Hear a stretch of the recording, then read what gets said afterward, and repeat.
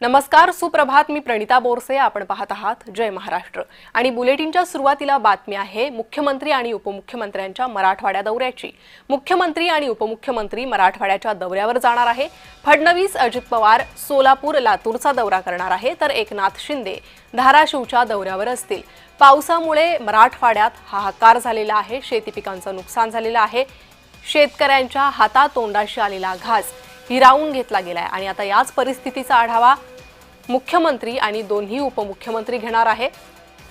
मुख्यमंत्री देवेंद्र फडणवीस आणि उपमुख्यमंत्री अजित पवार हे सोलापूर आणि लातूरचा दौरा करतील.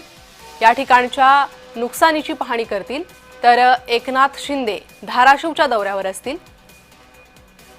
धाराशिवमध्ये झालेल्या नुकसानीची पाहणी उपमुख्यमंत्री एकनाथ शिंदे करणार आहे. तर कालच आपण या पूरग्रस्त भागाची पाहणी करू आणि हवी ती मदत शेतकऱ्यांना देऊ असं मुख्यमंत्र्यांनी म्हटलंय.